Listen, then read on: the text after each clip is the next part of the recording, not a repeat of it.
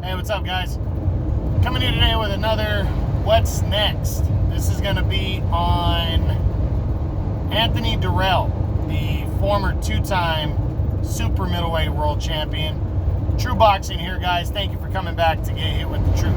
If you like my videos, guys, give me a thumbs up. Thumbs down if you don't like them. I appreciate the honesty. Any kind of comments, positive or negative, I'm fine with. And, you know, if you really like the channel, subscribe, because I put my heart and soul into this, into getting the facts out, and I appreciate any support. So, let's jump into the What's Next on Anthony Dirrell, the former two-time super middleweight champion. He main evented a February 27th Fox card when he took on Kyrone Davis in a WBC eliminator and walked away with a draw. You know, I'm happy this fight ended in a draw because it should not have been an eliminator. Dirrell hasn't done anything to deserve to be put into an eliminator. This is the WBC being controversial again.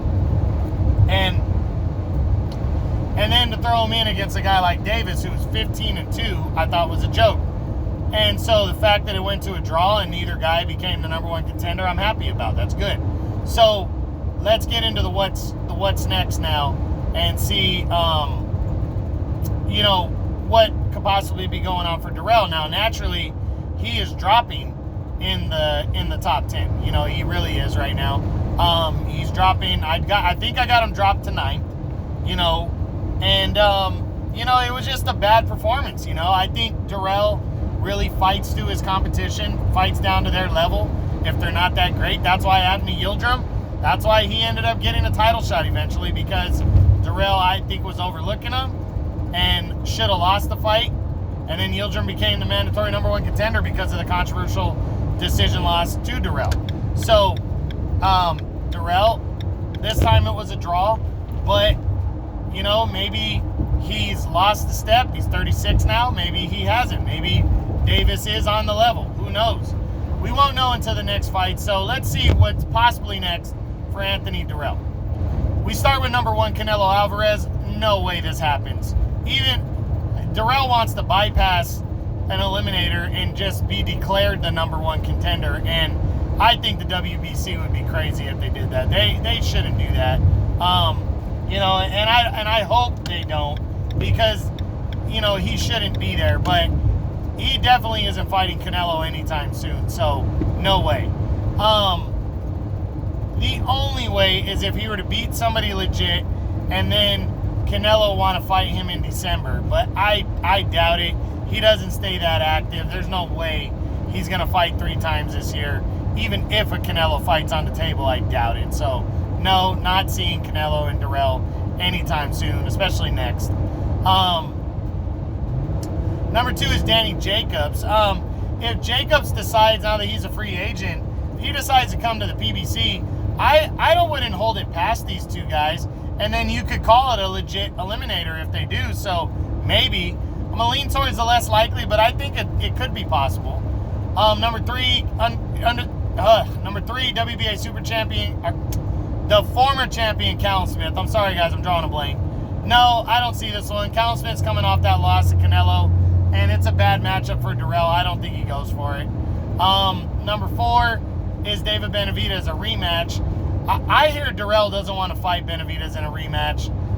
He might have to if he wants to become number 1 contender and get a title shot. He might have to fight Benavidez. So, possible, because they're both the PBC, and it could be a fight that has to happen for Dirrell to get another title shot. So, I think it is possible. Number 5 is the undefeated IBF champion, Caleb Plant. Nope, Plant's waiting around for Canelo. He's probably going to get Canelo in September. He's not going to fight Dirrell. If for some reason Canelo isn't available in September, then maybe Caleb Plant gives Dirrell the time of day, but honestly, I don't see it, so I'm going to say no. And then Dirrell against Billy Joe Saunders, number 6. No, Billy Joe's fighting, attempting to unify belts against Canelo next in May, so I think he's going to lose that one and then not fight the rest of the year, so I don't see Dirrell and him locking horns. Number 7 now is, who was the number 7? I believe it was Sorry, guys, drawing a blank. John Ryder. John Ryder's fighting for the WBA regular championship against David Morrell. I think John Ryder's going to lose that fight, so I don't think there'd be a chance of him and Dirrell. I doubt it, so I'm going to say no.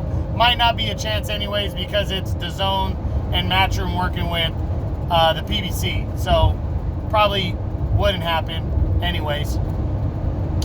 Number 8 is Lionel Thompson. Could happen if Dirrell wanted to go the PBC route and fight a legit guy like Thompson, but I think Thompson's got that awkward style. I don't think Dirrell's going to want to sign up for that. I'm going to say no. And then I got Dirrell number 9, and then Kyrone Davis number 10. You know, a rematch could be possible if the WBC wants to put it together and they want to give Dirrell an easier path, even though the first fight wasn't easy. I want to lean towards the fact that I think Dirrell was overlooking him, and he'll probably fight. If they do fight in a rematch, he'd probably beat him. So I think this could be possible, but we have to wait and see. So that's it. That's the what's next on Anthony Dirrell and what he could be doing next. I think David Benavidez, I think Kyrone Davis are the most likely choices. If not, he might just stay busy and get a nobody. But I know, sadly, he is in the WBC final eliminator discussion. So maybe Danny Jacobs, maybe somebody else higher ranked in the WBC. We just got to wait and see what the very corrupt WBC decides to do next. So that's it. Hope you guys enjoyed it. True Boxing, you've been hit with the truth.